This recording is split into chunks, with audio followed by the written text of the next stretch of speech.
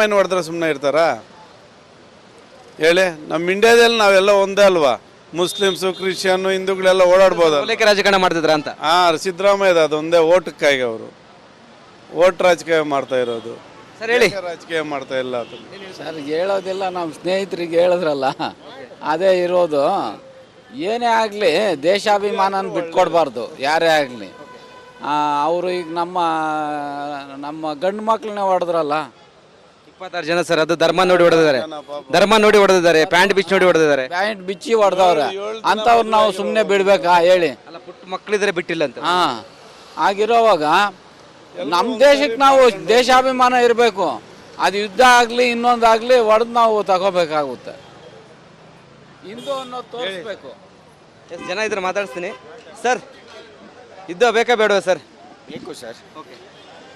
ನಾವು ಒಂದ್ಸರಿ ಅವ್ರಿಗೆ ನುಗ್ಗು ಹೊಡೆದ್ರೇನೆ ಅಲ್ವಾ ಸರ್ ಅವ್ರಿಗೂ ಗೊತ್ತಾಗೋದು ನಾವು ಎಂಥವ್ರು ಅಂತ. ತಿರ್ಗಾ ಬರಬೇಕು ಅಂದ್ರೂ ಯೋಚನೆ ಮಾಡಬೇಕು. ನಮ್ಮ ರಾಜ್ಯದ ಮುಖ್ಯಮಂತ್ರಿಗಳು ಯುದ್ಧ ಬೇಡ, ಸತ್ತವರು ವಾಪಸ್ ಬರ್ತಾರೆ ಎಂಬುದೊಂದು ಹೇಳಿಕೆ ಚರ್ಚೆಗೆ ರಸ ಹೋಗ್ತದೆ ಸರ್. ಇದು ಸತ್ತವ್ರ ಬಗ್ಗೆ ಅಲ್ಲ, ನೆಕ್ಸ್ಟ್ ಟೈಮ್ ಅವ್ರು ಮಾಡಬಾರ್ದು ಅನ್ನೋದಕ್ಕೋಸ್ಕರ. ಅವ್ರ ಹತ್ರ ಏನೂ ಇಲ್ಲ, ಹಾಗೆ ಇದೆಲ್ಲ ಮಾಡ್ತಾ ಇರುವಾಗ ನಮ್ಮ ಹತ್ರ ಎಲ್ಲ ಇದ್ಕೊಂಡು ನಾವು ಮಾಡಲಿಲ್ಲ ಅಂದರೆ ಹೇಗೆ ಹೇಳಿ? ಅವ್ರಿಗೆ ಭಯ ಹುಟ್ಟಿಸ್ಬೇಕು ಸರ್. ಕರೆಕ್ಟಾ ಇಲ್ವಾ ನೀವು ಹೇಳೋದು? ಅಲ್ಲ, ಧರ್ಮ ನೋಡಿ ಹೊಡೆದಿದ್ದಾರೆ, ಪ್ಯಾಂಟ್ ಬಿಚ್ಚಿ ನೋಡಿ ಸಾಯಿಸಿದ್ದಾರೆ. ಅದನ್ನೇ ಹೇಳ್ತಾ ಇರೋದು. ನಾವು ಅದನ್ನೆಲ್ಲ ಏನು ನೋಡೋದಿಲ್ಲ, ನ್ಯಾಯ ಮಾತ್ರ ಇದು ಮಾಡ್ತಾ ಇರೋದು. ನಮ್ಮಲ್ಲಿ ಇರೋ ಧೈರ್ಯ ತೋರಿಸ್ಬೇಕು ಅವ್ರಿಗೆ. ಸರ್ ಹೇಳಿ. ಇಲ್ಲಿ ಇದ್ದಾರೆ, ತುಂಬ ಜನ ಇದ್ದಾರೆ, ಮಾತಾಡಿಸ್ತೀನಿ ಇಲ್ಲಿ. ಸರ್, ಇಂಡಿಯಾ ಪಾಕ್ ವಾರ ಏನು ಆಗುವ ಲಕ್ಷಣ ಕಾಣ್ತಿದೆ. ಯುದ್ಧ ಬೇಕಾ ಬೇಡವಾ ಅಂತ? ಸರ್, ಯುದ್ಧ ಮಾತ್ರ ಬೇಡ. ಯುದ್ಧದಿಂದ ಅನೇಕ ಜನ ಸಾಯ್ತಾರೆ, ಜನಗಳಿಗೆ ತೊಂದರೆ, ದೇಶಕ್ಕೆ ತೊಂದರೆ, ಪ್ರತಿಯೊಬ್ಬರಿಗೂ ತೊಂದರೆ ಆಗ್ತದೆ. ಯುದ್ಧ ಆಗೋಗ್ಬಿಡ್ತದೆ. ನಂತರ ನಮ್ಮ ಜೀವನ ಇನ್ನು ಮರುಕಳಿಸ್ಬೇಕಾದ್ರೆ 100 ವರ್ಷ ಬೇಕು. ಅದನ್ನು ನಮ್ಮ ಸರ್ಕಾರ ಇದೆಲ್ಲ ಮುಂಚೆನೇ ಮಾಡಬೇಕು. ಈಗ ಕಾಶ್ಮೀರಕ್ಕೆ ಹೋದರು, 2 ಮನೆ ಸ್ಲ್ಯಾಶ್ ಮಾಡಿದ್ರು. ಹಿಂದೆ ಆ ಮನೆ ಇದ್ದು ಗೊತ್ತಿಲ್ವಾ ಇವ್ರಿಗೆ? ನಾನು ಯಾವುದೇ ಪಕ್ಷದ ಬಗ್ಗೆ ಮಾತಾಡಲ್ಲ. ಇಂಟೆಲಿಜೆನ್ಸ್ ಫೇಲ್ ಅಂತ ಹೇಳ್ತಿದ್ರ? ಏನು ಇಂಟೆಲಿಜೆನ್ಸ್ ಫೈಲು? ಎಲ್ಲ ಫೈಲೇ. ಇವಾಗ ಎಷ್ಟೋ ಜನ ಉಗ್ರಗಾಮಿಗಳಿದ್ದಾರೆ. ನೀವೇನು ಮಾಡ್ತಾ ಇದ್ದೀರಾ? ನಾನು ಇಲ್ಲೊಬ್ಬ ರೌಡಿ ಇರ್ತಾನೆ, ನಾನು ಬಿಡಲ್ಲ ಕಣ, ಹೊಡಿತೀನೋ ಬಡಿತೀನೋ ಅಂತಾನೆ ಮಾತಿನಲ್ಲಿ. ಮಾಡಿ ತೋರಿಸ್ರಿ ನೀವು. ಮುಂಜಾಗ್ರತಾ ಕ್ರಮ ಕೈಗೊಳ್ಬೇಕಿತ್ತು. ಮುಸ್ಲಿಮಲ್ಲೂ ಒಳ್ಳೆ ಜನ ಇದ್ದಾರೆ, ನಮ್ಮ ಹಿಂದೂಗಳಲ್ಲೂ ಒಳ್ಳೆ ಜನ ಇದ್ದಾರೆ. ನಾವು ಆ ದೇಶ ಎಲ್ಲ ಸುತ್ತಾಡ್ದವರು. ಕಾಶ್ಮೀರದ ಎಷ್ಟೋ ಜನ ಅವರೇ ಕಾಪಾಡಿದ್ದಾರೆ ಪ್ರಾಣಗಳನ್ನ. ಎಲ್ಲ ಇದೆ ಅದು ಸರ್. ಎಲ್ಲರನ್ನು ಕೆಟ್ಟವ್ರು ಅನ್ನಲ್ಲ, ಎಲ್ಲೇ ದುಷ್ಟರಿದ್ದಾರೆ ಇಲ್ಲ ಅನ್ನಲ್ಲ. ಆ ದುಷ್ಟರು ನೀವು ಏನು ಮಾಡಬೇಕು? ಹುಡುಕಿ ಹೊಡೀರಿ. ಈ ಥರ ಗಲಾಟೆ ಆದಾಗ ಮಾತ್ರ ಹೋಗ್ಬಿಡೋದು. ನಾನು ಬಿಡಲ್ಲ, ನಾನು ಹಂಗೆ ಮಾಡಿಬಿಡ್ತೀನಿ. ನೀವು ಪ್ರಧಾನಮಂತ್ರಿಗಳೇ, ನೀವು ಸ್ವಲ್ಪ ಮೊದಲು ನಮ್ಮ ದೇಶದಲ್ಲಿ ಇರೋದು ಅಭ್ಯಾಸ ಮಾಡ್ಕೊಳ್ಳಿ. ನಮ್ಮ ದೇಶದಲ್ಲಿ ಇದ್ದು ಏನು ರಾಜ್ಯದಲ್ಲಿ ಏನಾಗಿದೆ, ಜನಗಳೇನಾಗಿದೆ, ಜನಜೀವನ ಏನಾಗಿದೆ ಅದನ್ನು ಯೋಚನೆ ಮಾಡಿ. ನೀವು ಬರೀ ಪಾಶ್ಚಿಮಾತ್ಯ ದೇಶದಲ್ಲಿ ಓಡಾಡ್ಕೊಂಡಿದ್ರೆ ಅದಾಗಲ್ಲ. ಸರ್ ಹೇಳಿ ಸರ್. ಇಲ್ಲ ಅವಳೇ ಸಾಕು. ಏನು ಹೇಳ್ತೀರಂತೆ? ಹೇಳಿ ಸರ್. ಇಲ್ಲ, ವಾರಂತೂ ಆಗಬಾರ್ದು. ಯಾಕಂದರೆ ಶಾಂತಿಯುತ, ನಮ್ಮ ಭಾರತ ಅಂದರೆ ಶಾಂತಿಯುತ ದೇಶ ಅಂತ ಹೆಸರಾಗಿದೆ. ಹಾಗಾಗಿ ಅಲ್ಲಿ ನಡೆದಂಥ ಜಾಗದಲ್ಲಿ ಸರಿಗೆ ಸೆಕ್ಯೂರಿಟಿ ಇದ್ದಿಲ್ಲ, ಫೋರ್ಸ್ ಇದ್ದಿಲ್ಲ. ಆರ್ಮಿಗಳು ಏನು ಮಾಡ್ತಾಯಿದ್ರು, ನಮ್ಮ ಬಜೆಟಲ್ಲಿ ಅರ್ಧ ಬಜೆಟು ಆರ್ಮಿಗೆ ಎತ್ತಿಡ್ತಾರೆ. ನೀವು ಅಲ್ಲಿ ಏನಿಲ್ಲ, ಒಂದು ಸಣ್ಣ ಲಾಲ್ಬಾಗ್ ಹೋಗ್ಬೇಕಾದ್ರೆ 108 ವಾಚ್ಮ್ಯಾನ್ಗಳು ಇಡ್ತಾರೆ. ಅಲ್ಲಿ ಸೆಕ್ಯೂರಿಟಿಗಳು ಏನಾಗಿದ್ರು ಅದನ್ನು ಭದ್ರಪಡಿಸಿದ್ರೆ ಸಾಕು. ಭದ್ರತಾ ವೈಫಲ್ಯ 100% ಆಗೈತೆ. ಇದನ್ನ ಸ್ವಲ್ಪ ಇದ್ರ ಕಡೆ ಗಮನ ಕೊಡಬೇಕು, ಸ್ವಲ್ಪ ಒತ್ತು ಕೊಡಬೇಕು. ಸರ್ ಹೇಳಿ ಸರ್, ಏನು ಹೇಳ್ತೀರಂತ? ಸರ್ ಖಂಡಿತವಾಗ್ಲೂ ಆಗಬೇಕು ಸರ್. ಯಾಕಂದರೆ ಅವರು ಅಂದರೆ ಅವ್ರಿಗೆ ವಿತೌಟ್ ನಾಲೆಡ್ಜು ಅವ್ರು ಈ ಕೆಲಸಗಳು ಎಳಿತಾರೆ. ನಾಲೆಡ್ಜ್ ಇದ್ದಿದ್ರೆ ಈ ಕೆಲಸ ಮಾಡ್ತಿರ್ಲಿಲ್ಲ ಅವರು. ಹೌದಾ? ಇವಾಗ ನಾವು ಭಾರತ ದೇಶದಲ್ಲಿ ತುಂಬ ಜನ ಪ್ರಜೆಗಳು ನಾಲೆಡ್ಜ್ ಈಗೀಗ ಕಲಿತಿದ್ದಾರೆ. ನಾಲೆಡ್ಜ್ ಇಲ್ದಿರೋ ಮಾಡಿರೋ ಕೆಲಸಕ್ಕೆ ಅವ್ರಿಗೆ ಅದೇ ಭಾಷೆಯಲ್ಲಿ ಉತ್ತರ ಕೊಡಬೇಕು ಸರ್. ಅದಂತೂ ಖಂಡಿತ ಸರ್ ಮಾಡಬೇಕು. ಒಂದು ಕೃತ್ಯ ಯಾರು ಮಾಡಿದ್ರೆ ಅವ್ರನ್ನ ಮಟ್ಟ ಹಾಕಬೇಕು. ಹೌದೌದು, ಖಂಡಿತ ಫುಲ್ಲು ಅವರು ಬುಡ ಸಮೇತ ಕಿತ್ತಾಕ್ಬೇಕು ಸರ್. ಅದು ಮುಂದೆ ಇನ್ನೊಂದು ಘಟನೆ ಆಗಬಾರ್ದು. ಹೌದು, ಬೇರೆ ಅಮಾಯಕರನ್ನ ಸಾಯಿಸಿ ಏನೂ ಸುಖ ಇಲ್ಲ ಅವ್ರಿಗೆ, ಅದು ಗೊತ್ತೇ ಇಲ್ಲ. ಅಲ್ಲಿ ಕಾಶ್ಮೀರ ಮುಸ್ಲಿಮ್ಸರಿಗೆ ತಿರುಗಿ ಬಿದ್ದಾರೆ ಉಗ್ರಗಾಮಿಗಳ ವಿರುದ್ಧ. ಹೌದೌದು ಸರ್, ಇಲ್ಲೂ ಇದ್ದಾರೆ, ಒಳ್ಳೆಯವರು ಇದ್ದಾರೆ ಸರ್, ಹಂಗಂತಲ್ಲ.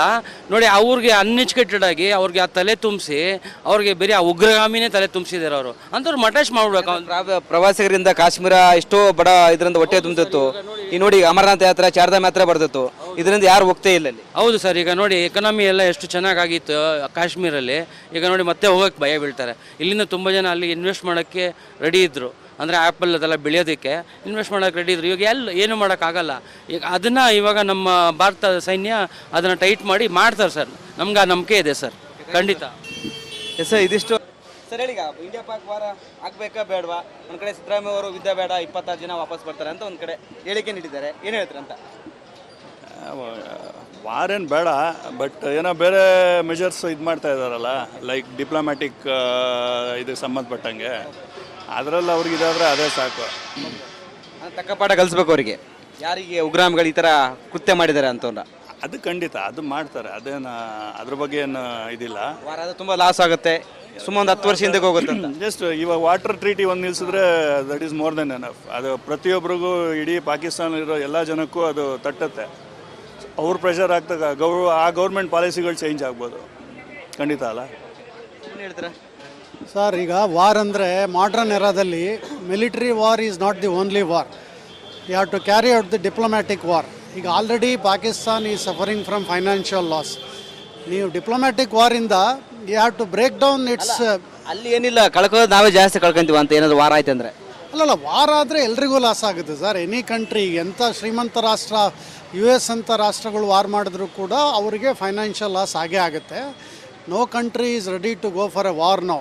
ಬಟ್ ಏನು ಅಂದರೆ, ಹಾಗಂತ ಹೇಳ್ಬಿಟ್ಟು ಈ ಥರ ಘಟನೆಗಳು ಪುನಃ ಆಗ್ತಾ ಇರೋದ್ರಿಂದ ಅದನ್ನು ಹಂಗೆ ಸಹಿಸ್ಕೊಂಡು ಕೂತ್ಕೊಳ್ಳೋಕ್ಕೂ ಆಗಲ್ಲ. ಯು ಹ್ಯಾವ್ ಟು ಆಲ್ರೆಡಿ ಪಾಕಿಸ್ತಾನದವರು ಫೈನಾನ್ಷಿಯಲ್ ಎಕಾನಮಿ ಪೂರ್ತಿ ಅವ್ರದ್ದು ಲಾಸ್ ಆಗಿದೆ. We have to use this opportunity.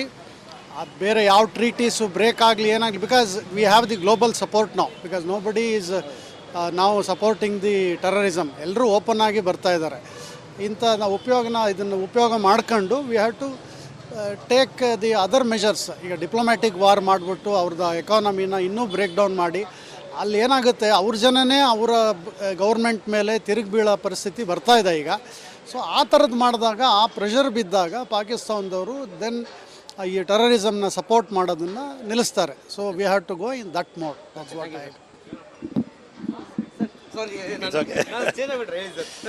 ಇಲ್ಲ, ಆ್ಯಕ್ಚುಲಿ ನೋಡಿ, ಈಗ ವಾರು ಬೇಡ ಅನ್ನೋದು ಇವತ್ತಿನ ಸಮಾಜದಲ್ಲಿ, ಇವತ್ತಿನ ಒಂದು ಆಧುನಿಕ ಯುಗದಲ್ಲಿ ಸರಿಯಲ್ಲ. ಯಾಕೆ ಅಂತಂದರೆ ಪಾಕಿಸ್ತಾನದವರು ನಾವು ಶಾಂತಿ ಪ್ರಿಯರು ಅಂದ್ಕೊಂಡು ಸುಮ್ಮನೆ ಆಗ್ಬಿಟ್ಟು ಏನು ಮಾಡೋದು, ಸುಮ್ಮನೆ ಇರ್ತಾರೆ ಇಂಡಿಯಾದವರು. ಅವ್ರ ಕೈಯಲ್ಲಿ ಏನು ಮಾಡ್ಲಿಕ್ಕಾಗಲ್ಲ ಅಂತ ಬಂದ್ಬಿಟ್ಟಿದೆ. ಒಂದ್ಸಲಿ ಮುಟ್ಟು ನೋಡ್ಕೊಳ್ಳಂಗೆ ಮತ್ತೆ ಅವ್ರಿಗೆ ರಿಪೀಟ್ ಮಾಡಬೇಕು. ಸರ್, ಧರ್ಮ ನೋಡಿ ಈಗ ಅಲ್ಲಿ ಸಾಯಿಸಿದ್ದಾರೆ ಎಂಬುದು ಬಹಳ ಇದೊಂದು ದುರಂತ. ಇದು ಧರ್ಮ ಕೇಳಿ, ಯಾವ ಧರ್ಮ ಕೇಳಿ ಮಾಡಿದೆ. ಅದಕ್ಕೆ ನಾವು ಹೇಳುವಂಥದ್ದು ಹಿಂದೂಗಳಿಗೆ, ನಮ್ಮಲ್ಲಿರೋ ಒಳ ಜಾತಿಗಳನ್ನ ಬಿಟ್ಬಿಡ್ರಿ, ನಾವು ಹಿಂದೂನ ಭಾವನೆಯಲ್ಲಿ ನಾವು ಹೋರಾಟ ಮಾಡಬೇಕು. ಈಗ ಅಲ್ಲಿ ಪ್ಯಾಂಟ್ ಬಿಚ್ಚಿಸಿ ಕೊಲೆ ಮಾಡೋ ಮಟ್ಟಕ್ಕೆ ಹೋಗ್ತಾರೆ ಅಂತ ಅಂದರೆ ಅವ್ರಿಗೆ ಇನ್ನೆಷ್ಟು ಇದೆ ಅನ್ನೋದನ್ನ ಧರ್ಮದ ಬಗ್ಗೆ ನಾವು ಅದನ್ನ ಬೆಳೆಸ್ಕೋಬೇಕು. ನಾವು ನಮ್ಮ ಧರ್ಮದ ಬಗ್ಗೆ ಅಭಿಮಾನ ಇಟ್ಕೊಳ್ಳಿಲ್ಲ ಅಂತ ಅಂದರೆ ಭಾಳ ಕಷ್ಟ ಆಗುತ್ತೆ. ಮಕ್ಕಳಿದ್ದಾರೆ, ಮಕ್ಕಳ ಮುಂದೆ ಸಾಯಿಸಿದ್ದಾರೆ. ಮಕ್ಕಳು ನೋಡಿ, ತಂದೆದಿರನ್ನ ಮಕ್ಕಳು ಮುಂದೆ ತಂದೆ ಸಾಯಿಸುವಂಥದ್ದು, ಇಂಥ ದುರಾಂಕಾರಿಗಳಿಗೆ ವಾರ್ ಒಂದೇ. ಯಾಕೆಂದರೆ ಪಾಕಿಸ್ತಾನ ಆಲ್ರೆಡಿ ಬೆಗ್ಗಿಂಗ್ ಹೊಟ್ಟೋಗಿದೆ ಪಾಕಿಸ್ತಾನ. ಇವ್ರಿಗೇನಾದರೂ ಈ ಟೈಮಲ್ಲಿ ರೈಟ್ ಟೈಮ್, ಇಂಡಿಯಾ ಅದೇನಾದರೂ ಮಾಡಿ ಏನಾರು ಆಗ್ಬೋದು, ನಮ್ಗೆ ಎಕಾನಮಿ ಸ್ವಲ್ಪ ಹೊರ್ತಾ ಬೀಳುತ್ತಿಲ್ಲ ಅಂತಲ್ಲ, ಹಂಗೆ ಅಂದ್ಬಿಟ್ಟು ಸುಮ್ಮನೆ ಕೂತ್ಕೊಂಡ್ರೆ ಕಷ್ಟ ಆಗುತ್ತೆ. ಸಿದ್ದರಾಮಯ್ಯವ್ರಿಗೆ, DK ಶಿವಕುಮಾರ್ಗೆ ಏನಾಗಿದೆ, ವೋಟ್ ಬ್ಯಾಂಕು. ಇಲ್ಲಿ ಮುಸ್ಲಿಮ್ಸ್ ಅವ್ರ ವಿರುದ್ಧವಾಗಿ ಮಾತಾಡ್ಬಿಟ್ರೆ ಇಲ್ಲಿ ಕರ್ನಾಟಕದಲ್ಲಿ ಏನಾದರೂ ನಮಗೆ ವೋಟ್ ಬೀಳಲ್ಲ ಅನ್ನೋದೊಂದು, ಪಾಪ ಅವ್ರ ಅಣ್ಣ ತಂದಿರು ನೋವು ಆಗುತ್ತೆ. ಈಗ ಪಾಕಿಸ್ತಾನದಲ್ಲಿ ಸಿದ್ದರಾಮಯ್ಯ ಅವ್ರದ್ದು ನ್ಯೂಸ್. ಈಗ ಸಿದ್ದರಾಮಯ್ಯ ಹೇಳಿಲ್ಲ, ಏಜೆಂಟು, ಪಾಕಿಸ್ತಾನ ಏಜೆಂಟಾಗಿ ಕೆಲಸ ಮಾಡ್ತಿದ್ದಾನೆ ಸಿದ್ದರಾಮಯ್ಯ. ಅವನೇನು ಕರ್ನಾಟಕದ ಮುಖ್ಯಮಂತ್ರಿ, ಭಾರತ ದೇಶದ ಮುಖ್ಯಮಂತ್ರಿ ಅಲ್ಲ. ಪಾಕಿಸ್ತಾನ ಏಜೆಂಟಾಗಿ DK ಶಿವಕುಮಾರ್, ಸಿದ್ದರಾಮಯ್ಯ ಅವರು ಮಾಡ್ತಾ ಇದ್ದಾರೆ. ಅವ್ರದ್ದೆಲ್ಲ ನೋಡಿ, ಎಲ್ಲರೂ ಓಲೈಕೆ ರಾಜಕಾರಣ ಮಾಡ್ತಾ ಇದ್ದಾರೆ. ಈ ದರಿದ್ರ ಕಾಂಗ್ರೆಸ್ ಸರ್ಕಾರ ಇರೋದು ಅದೇ ಓಲೈಕೆ ರಾಜಕಾರಣ ಮಾಡ್ತಾ ಇರೋವಂಥದ್ದು. ಸೊ ಇದು ನಿಲ್ಲಬೇಕಿದು ಓಲೈಕೆ ಅಂತ. ಎಷ್ಟು ಓಲೈಕೆ ಮಾಡ್ತೀರಾ? ಇವತ್ತು ಅಪ್ಪ ಅಮ್ಮನ ಮುಂದೆ, ಮಕ್ಳುಗಳ ಮುಂದೆ, ಹೆಂಡತಿ ಮುಂದೆ ಗಂಡೀರ್ನ ಜಾತಿಗೆ ಧರ್ಮ ಕೇಳಿ ಕೊಲೆ ಮಾಡ್ತಾರೆ ಅಂತಂದರೆ ಇದನ್ನು ಡಿಫೆಂಡ್ ಮಾಡ್ಕೊಳ್ತಾರೆ ಕಾಂಗ್ರೆಸ್ ಮುಖಂಡರು ಅಂದರೆ ನಾಚಿಕೆ ಆಗಬೇಕಿದು. ಇಲ್ಲ, ನಾವು ಮುಟ್ಟು ನೋಡ್ಕೊಳ್ಳಂಗೆ ಇದು ಪಾಕಿಸ್ತಾನದವ್ರಿಗೆ ಕೊಟ್ಟರೆ ಈ ಒಂದು ಇದರಲ್ಲಿ ಮುಂದಕ್ಕೆ ನಮ್ಮ ತಂಟೆಗೆ ಬರಲ್ಲ ಅವರು. ಬೇಡವಾ, ಹೇಗೆ ಏನು ಹೇಳಿದ್ರಿ ಸರ್ ಅಂತ? ಆದರೆ ಒಳ್ಳೇದೇ. ಅಲ್ಲ, ಒಂದು ಸಿದ್ದರಾಮಯ್ಯ ಅವರು ಬೇಡ 26 ಜನ ಸತ್ತವರು ವಾಪಸ್ ಬರ್ತಾರೆ ಅಂತ ಕೇಳ್ತಿದ್ದಾರೆ, ಹೇಳಿದ್ದಾರೆ. ಸಿದ್ದರಾಮಯ್ಯ ಅವ್ರಿಗೆ ಏನು ಗೊತ್ತಾಗ್ತದೆ ಹೇಳೋದಕ್ಕೆ? ಸುಮ್ಮನೆ ಮಾತಾಡ್ತಾರೆ ಅಷ್ಟೇ. ವಾರ ಆಗಬೇಕು, ಬುದ್ಧಿ ಕಲಿಸ್ಬೇಕು ಅಷ್ಟೇ. ಸರ್ ಏನು ಹೇಳ್ತೀರಿ ಸರ್ ಅಂತ? ರಿವೆಂಜ್ ಬೇಕು ಸರ್, ರಿವೆಂಜ್ ಬೇಕು. ಯಾರೋ ಟೂರಿಸ್ಟ್ನ ಸಾಯಿಸಿದ್ರೆ ಯಾರು ಸುಮ್ಮನೆ ಇರ್ತಾರೆ? ಒಳ್ಳೆ ಪೊಸಿಷನ್ ಇರುವಾಗ ಆ ಥರ ಮಾತುಗಳು ಆಡಬಾರ್ದು. ಸತ್ತರು ಯಾರು ಬರ್ತಾರೆ ಅಂದರೆ ಅವೆಲ್ಲ ತಪ್ಪದು. ಈಗ ಸಿದ್ದರಾಮಯ್ಯ ಅವರಿಗೆ ಪಾಕಿಸ್ತಾನ ತುಂಬ ನ್ಯೂಸ್ ಆಗಿದ್ದಾರೆ. ಈಗ ಆಗ್ತಾನೆ ಇರ್ತಾರೆ ಅವ್ರು, ಅದೇ ಈ ಥರ ಲೂಸ್ ಥರ ಮಾತಾಡಿದ್ರೆ ಆಗ್ತಾನೆ ಇರ್ತಾರೆ. ಸರ್ ಏನು ಹೇಳಿ ಸರ್, ವಾರ ಆಗ್ಬೇಕಾ ಸರ್? ಏನು ಹೇಳ್ತಾರೆ? ಫುಲ್ ಫ್ಲೆಜ್ ವಾರೇ ಸರ್, ಇದಕ್ಕೆ ಫುಲ್ ಸ್ಟಾಪು.